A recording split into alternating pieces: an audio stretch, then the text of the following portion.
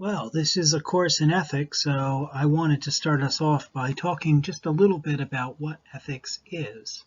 Very simply put, ethics is the field of study that's concerned with the difference between good and bad, or good and evil, moral and immoral, more or less valuable, right and wrong, and so on, and associated concepts. If you think about it, the distinction between the better and the worse, or the moral and the immoral, it can it applies in a lot of other contexts. When you talk about somebody's rights, for instance, or somebody's responsibilities, you could be said to be talking about what it would be better and worse for people to do, or what it's right and wrong for people to do. At this point, it might seem a little odd to think that there could be a field of study of this, because it might seem like something that there's a lot of disagreement about. That's true, there is a lot of disagreement about it, more so than perhaps in most other fields of study that you're familiar with, though, of course, there are disagreements even in other fields of study. There are disagreements in the sciences about general scientific theories, for instance. Not everything is already decided in the sciences, and people have, even high-level people who teach at the best universities disagree with people who teach at others of the best universities. So disagreement in a field isn't enough to make it not really a field of study. But you might have some other suspicions about this field, that maybe somehow the way that we address questions about the difference between right and wrong is going to be different from the way that we address questions in other fields.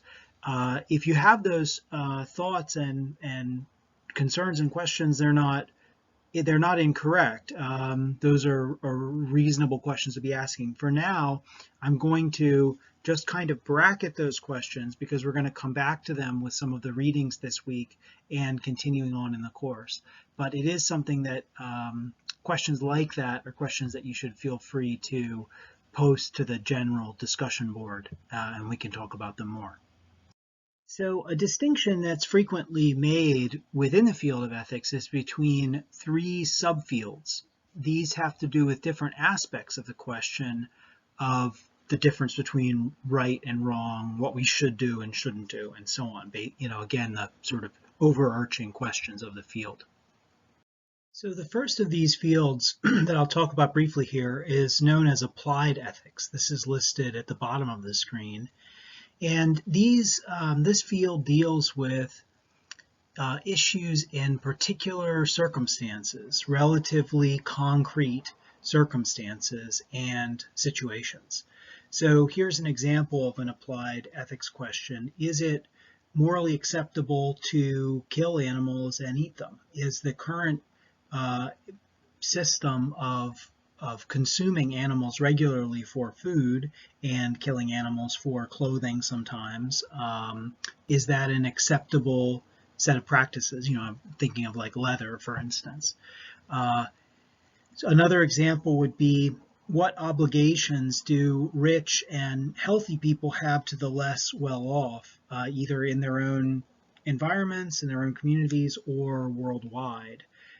So some people would say, some contemporary ethicists have made the argument that we actually have an obligation to give a lot more of our resources and our energy to trying to alleviate suffering around the world than we currently do in affluent places like the United States.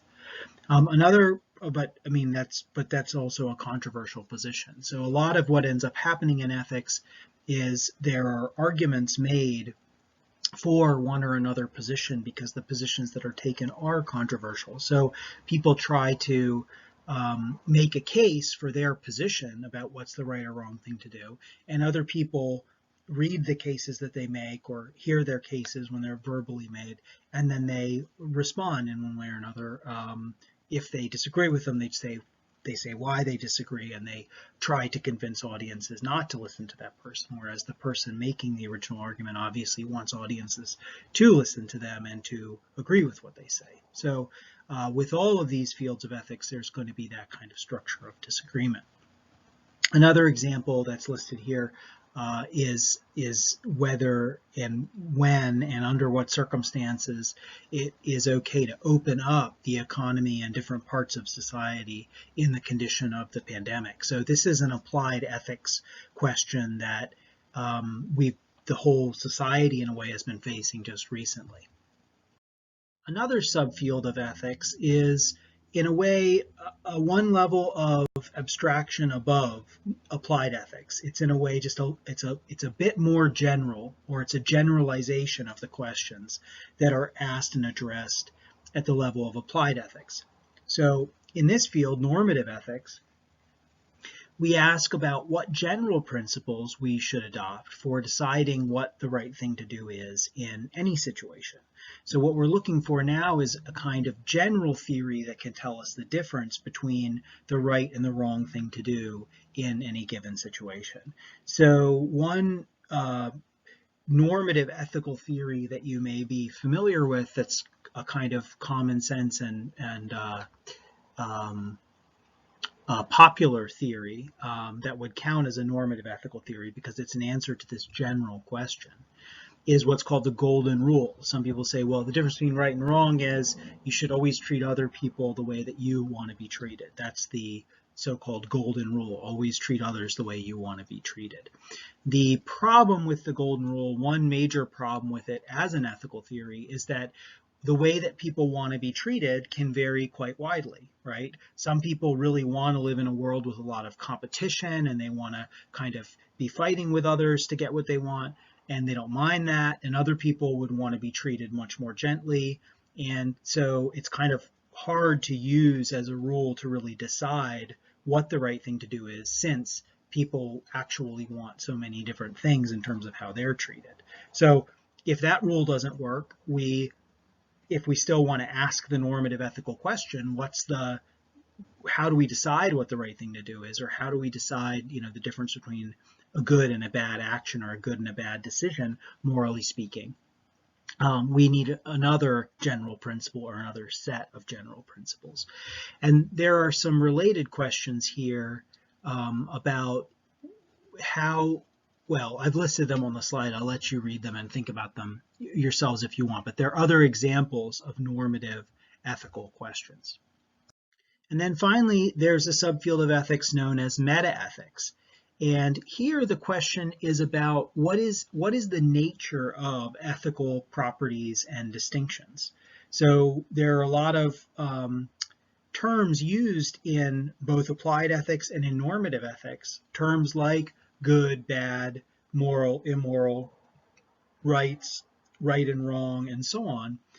And meta-ethics asks about what is being referred to by those words. What do those words actually mean, and what must the world be like if there is a distinction between right and wrong? Or maybe the world isn't actually any particular way that matches that distinction, but those distinctions rather just capture something like our judgments about what we would prefer, or our efforts to try to get others to behave a certain way. So that might seem a little bit complicated.